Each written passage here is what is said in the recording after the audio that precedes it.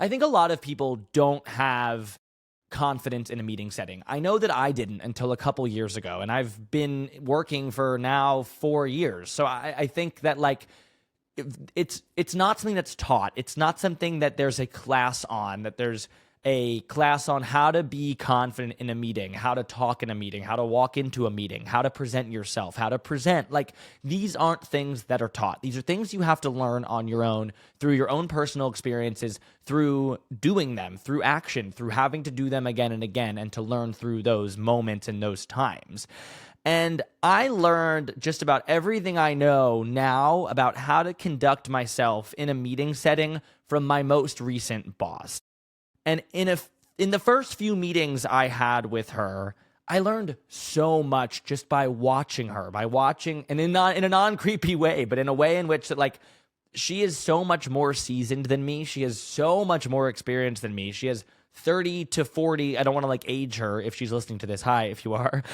She has like 30 to 40 years of experience on my 4 years. I don't know anything in comparison to her. I'm so green. I'm so new to what she has and to what she's experienced, what she's learned, what she's seen, what she's done. So it would be like a waste if I didn't watch or study the things she does in meetings, or the way that she acts, or the way that she talks, or the way she responds to when she's undermined or not believed or not taken seriously, or her thought is not as weighed as highly as somebody else's. And how she responds to all of that, how she acts when responded to, how she waits for somebody to finish what they say and lets them get it all out before she then responds. Because when you leave a 5 or 10 second space, like usually it makes the other person uncomfortable enough that they're going to want to say something more. They're going to want to propel the conversation forward and say everything they want to say. So by waiting, you learn what they really want out of this and what like you can actually say to do or help or whatever. By watching her mannerisms and the way that she walks into the room, the way that she acts, the way that she responds, I learned so much more than I could have by my own experiences. And there's things to be said for both, learning from your own experiences and watching somebody else and how they do it. And I was not nearly as confident as I am now in a meeting setting before I knew her and before I got to watch the way she moves. And I took some of that with me in the first couple meetings. Like, I was like, oh, if she does that, then why don't I just try that? Why don't I just put that on and see how it works? Like, see how I do that. And instantly I felt better and I felt more confident. That wasn't confidence that I had innately. It wasn't confidence that I knew. It wasn't confidence that I was born with or that I just stepped into when I stepped into a new position or a new job. Like, that's not how anything works. Like, you don't just start something new and be like, oh, you know what? I get it all now. Like, okay, the spark's here. I got it. Like, the fire's lit. Now I can just run with, like, no, like you still have to figure out how to progress, how to move forward, how to get better.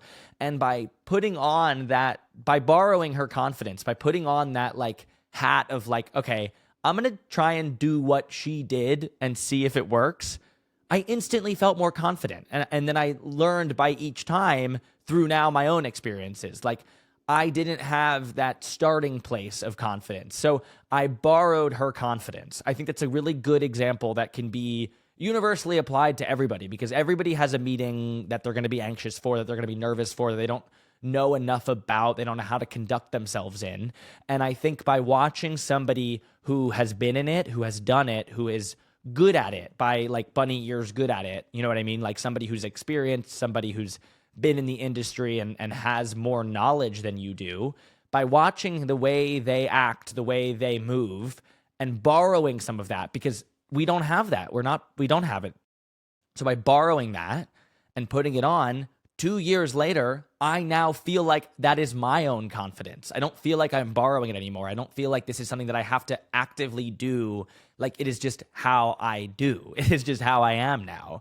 And that's really cool. Like, it's a really cool concept, I think, that even if you're not confident right now, like, that is a good starting point to know that you're not, admit that to yourself, and now be like, okay, what can I watch? Who can I emulate to get that confidence, and who should I borrow from? Because there's a million examples of people you could borrow from. It doesn't have to be the boss in the room that you're in with.